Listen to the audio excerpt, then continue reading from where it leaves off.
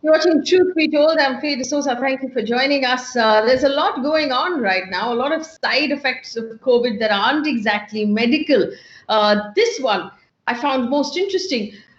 Several police officers have noted the fact that the number of cyber crimes taking place across the country during the lockdown have actually gone up. In fact, if I were to just take you through some of the comments that were made in an article written by News 18, it does say Professor Triveni Singh, Superintendent of Police in Azamgarh and the head of the Cybercrime Task Force in Uttar Pradesh, has actually said the volume of cyber crimes has shot up drastically in the COVID, during the lockdown itself. Now, and there are different kinds of crime that are taking place, which is why this is an interesting conversation to figure out where we are at risk and what we should watch out for. Joining me right now in this conversation is Ritesh Bhatia. He's a cybersecurity expert who's worked with not just Indian police, but also international police. Ritesh, thank you for joining us. Good evening to you. You've actually we had this conversation, always a pleasure. We've had this conversation where you talked about the different kinds of crime that are taking place right now. I first want to ask you about the EMI moratorium, which was a very interesting note. The fact that there was this whole question of, will I get an EMI holiday or no? Apparently, that question has been turned into an opportunity for crime. Could you tell us how? Okay. So, the moment RBI said that you can extend this, our cyber criminals, especially in India, are always looking for such opportunities, whether it is an airstrike or whether it is, a COVID lockdown or anything like that. So they took this as an opportunity to call up people, telling them that, look, would you like to, extend your EMI and other kind of things. And people would say, yes, we don't mind. And they would pose as bank representatives and they would call them.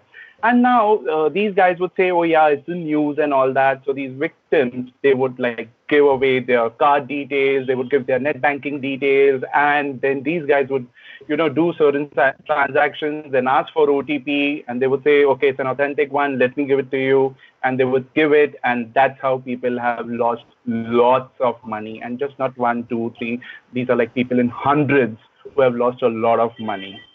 And the second way is they would ask them to download certain app. And while they're downloading an app, the app is nothing but a malware. And it would, the fraudster would be able to see all the keystrokes.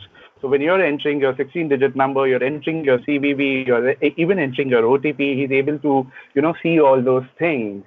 So that was the other way of conducting this particular fraud. Ritesh, there was also obviously this fraud going on with online payment right now because people can't meet each other physically. A lot of the payments are happening online. Has there been an increase in that sort of fraud as well?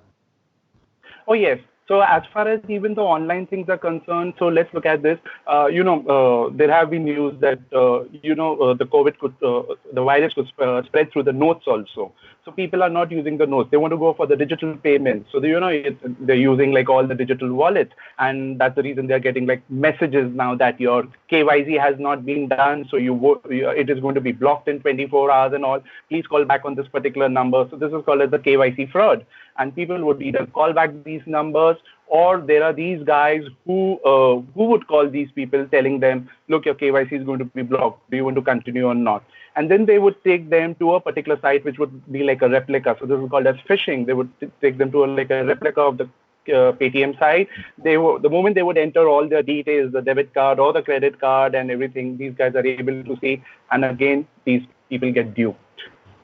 Well, Ritesh, this phishing is obviously really important at this point. For our viewers who don't know what it is, it's phishing with a P. So you should look it up. It's when you get a website or an app that looks exactly like the real thing, but it's not the real thing. And you basically key in all of your bank account details, and now it has your details, and it's going to use that against you. How do we tell the difference between an original app and a phishing app? See, as far as the website is concerned, the website would, have certain spelling mistakes.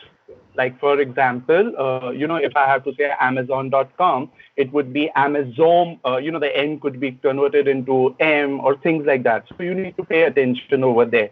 And moreover, nowadays, it's always best to then Google it. in case if you want to go to a particular website, and never click a link from the email, because the way to go through to a phishing website, maximum times it is via an email. A link would be sent to you. Like right now also in the COVID times, people are getting a lot many mails from World Health Organization. So you don't know whether it is who.com or who.what, so you would just like click on that link and go to a replica of that website. So you don't click on links from your emails. You cannot trust them. Even if they look okay, it is, WHO dot something, but when you take your mouse over it, it would show you an altogether different link. So it's best that you Google it if you don't know, and then you go and carry out whatever transactions you want.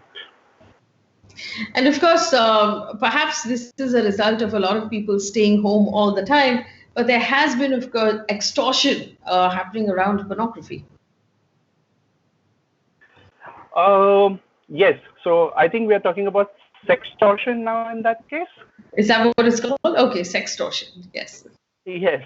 So, okay. So what it is happening is, there were these reports in any case that that the porn viewing in India has increased by 25-30%, and the fraudsters, they made the best use of it. They were doing this since the past 2-3 years. So this is what we call as a sextortion scam or a porn scam. So here in this particular scam, these fraudsters, they have sourced databases, especially from dark web. And what do these databases have? These databases have your account details, which means your email ID and a password. How did they get it? Like LinkedIn was breached once, Zomato was breached once. So there are these companies which get breached, and those passwords were like stored in a text format, in a visible format.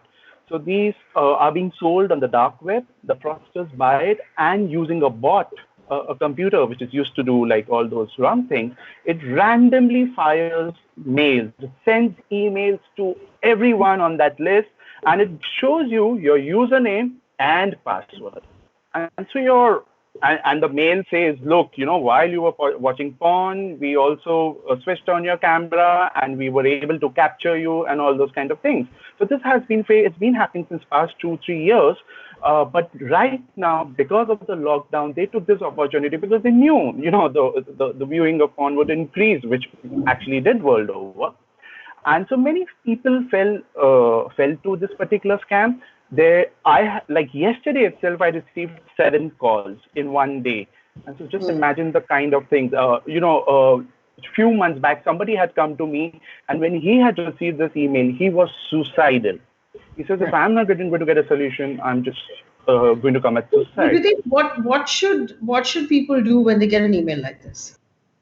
See, when you get an email like this, firstly, don't believe it. There is nothing. They have no material of yours. Absolutely. That is the first thing. Second thing, you're definitely wondering then in that case, but he has my password. How did he get? So there is a website called as haveibeenpawned.com, but the pawned doesn't have the A in it. It is PWNED. So haveibeenpawned.com, you go over there, you enter your email ID, it will show you which all websites were breached and the passwords that you were using on these websites. So go and change those passwords. So that's something that's very important. And just delete the mail. No point in complaining, no point in doing anything. Doesn't work. Complaining doesn't work. What about the financial crimes you talked about earlier with the EMI and the online payments and things like that? Should we complain obviously on immediately if we see money go out of our accounts? Oh, yes. Of course, for that. So, right now you can't go to your local police station, but, the government has a website, cybercrime.gov.in. You can very well put it up over there. Any such crime which is there wherein you're losing your money and all, you please have post it up over there. Even Maharashtra Cyber has another website called as reportphishing.in. There you can put up these kind of things like, where you have not been a victim, but you've just received a message. So, they come to know, okay, these are the numbers of fraudsters are there, or any phishing website is there, you can report it over there. So they bring it down pretty fast. All right. Ritesh Bhatia, of course, is available every time you have questions on cybersecurity. How can people get in touch with you, Ritesh? Or can just Google me and they get my number, and I'll be happy to help them. So much for cybersecurity there. You can Google him and get his number. You can reach him on Twitter as well. Ritesh Bhatia has actually been helping me as a journalist with cybersecurity stories for a while. Always a pleasure to chat with him. Remember, if you have questions, you can drop them off at the bottom of this email and suggest topics that we can take up on the show on Truth Be Told. In the meantime, stay home and stay safe. Thanks for watching.